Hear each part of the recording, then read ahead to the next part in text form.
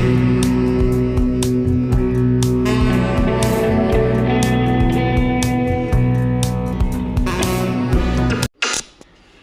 Friends, உங்கள் வீட்டில் aloe vera gel இருக்கா?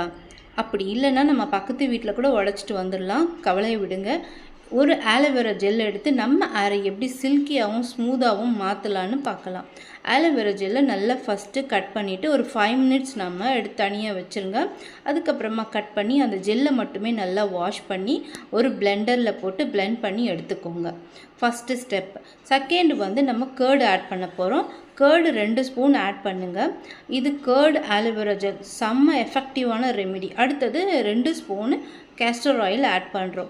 ஸோ நல்லா மிக்ஸ் பண்ணுங்கள். Castor oil, aloe vera gel, curd இது 3 மட்டுமே போதும். உங்கள் முடியை சில்கியாகவும் மாற்றலாம். ஃபஸ்ட்டு வாஷ்லேயே நீங்கள் நல்லாவே ஃபீல் பண்ண முடியும். உங்கள் ஹேர் நல்லா ஸ்மூதனிங் பண்ண மாதிரி ஸ்பா பண்ண ஒரு எஃபெக்ட் இந்த மாஸ்க்கு கொடுக்கும். ஸோ 3மே நமக்கு நல்லா பிளெண்ட் ஆகி நமக்கு ஒரு மாஸ்காக இது ரெடியாக இருக்குது. ஸோ இதை எப்படி அப்ளை பண்ணணும்னு நான் சொல்கிறேன். ஸ்கேல்ப்லேருந்து எண்டு வரைக்கும் நீங்கள் இதை அப்ளை பண்ணுங்கள். ஃபஸ்ட்டு நம்ம மாஸ்க் அப்ளை பண்ணுறதுக்கு முன்னாடி நல்ல சிக்கு எடுத்துக்கோங்க. சிக்கு இருக்கும்போது நம்ம மாஸ்க் அப்ளை பண்ண முடியாது, நல்லா இருக்காது. ஸோ நான் இதுக்கு உடன் கோம் தான் எடுத்திருக்கேன். ஃப்ரெண்ட்ஸ், நீங்கள் பிளாஸ்டிக் கோம் வச்சுருக்கீங்களா? அதை தூர போட்டு உடன் கோம் யூஸ் பண்ண பழகிக்கோங்க.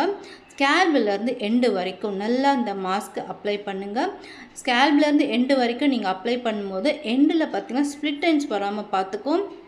ஹேர் ஸ்மூதனிங் பண்ணது மாதிரி ஒரு ஃபீல் கொடுக்கும். ஃபஸ்ட்டு வாஷ்லேயே நீங்கள் கண்டிப்பாக ஃபீல் பண்ண முடியும்.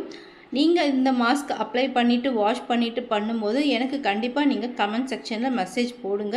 எப்படி இருக்குன்னு எனக்கு ஃபீட்பேக் கொடுங்க.